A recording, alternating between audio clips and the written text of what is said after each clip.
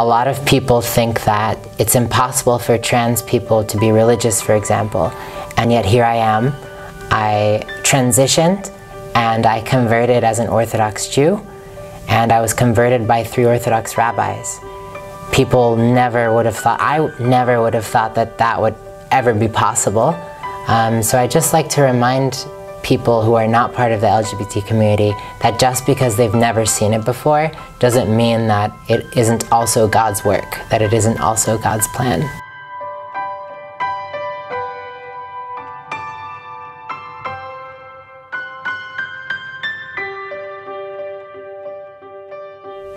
Hello! Hi! How are you? Great, thank you. Welcome to my show. I'm so honored for you to be here. I'm so honored to be here. Thank you so much for coming. So this is my Pride Story show. For people who doesn't know you yet, tell us what is your name, what is your age, what do you do, where are you from? So my name is Aviya. Yes. I'm 29 years old. I made Aliyah 3 years ago. Where from? From New York City. Wow, the big light, right? The Big Apple. The Big Apple, yeah. Yeah. How do you identify yourself, gender-wise as well as sexual orientation? I identify as a woman. Yeah. I am bisexual. Okay. And what is the process that you've gone through life to that part for today? Well, I actually came to Israel and converted to Orthodoxy, Jewish Orthodoxy. I believe I'm one of the first trans women to convert as a woman. Wow. Yeah. So my journey's been a little bit different from a lot of trans women. Lots of challenge, right? A lot of challenges, yeah. Yeah.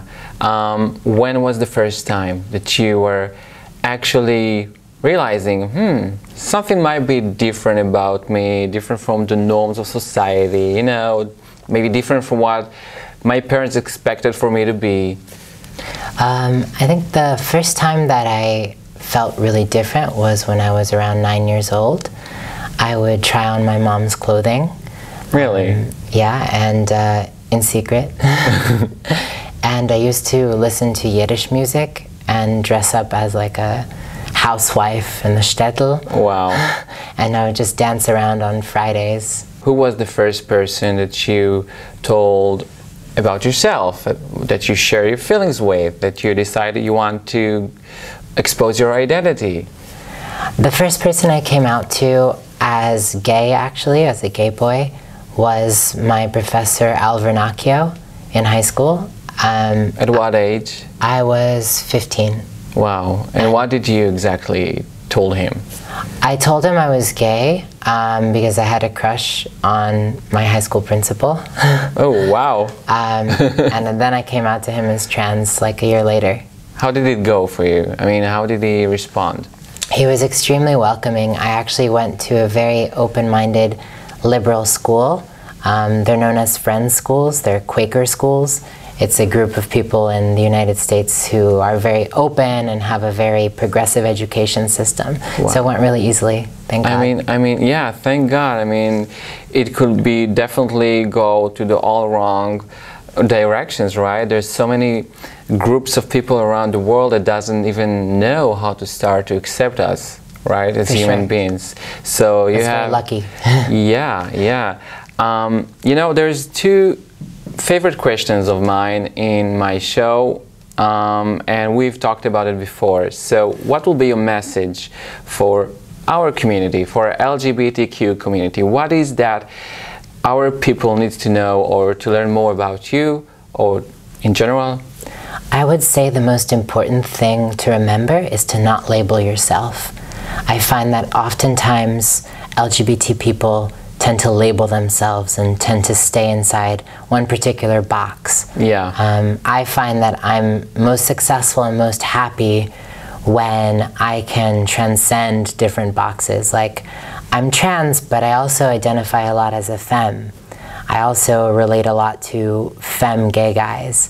I'm also bisexual, so I feel like to really just put yourself in one box is unfair to you. Yeah. And disallows you from being your full self. Yeah, and it closes all your future options, right? I mean, we can change our mind, or we can still process our feelings during the years, right? So don't be close-minded to yourself. This is a very important message.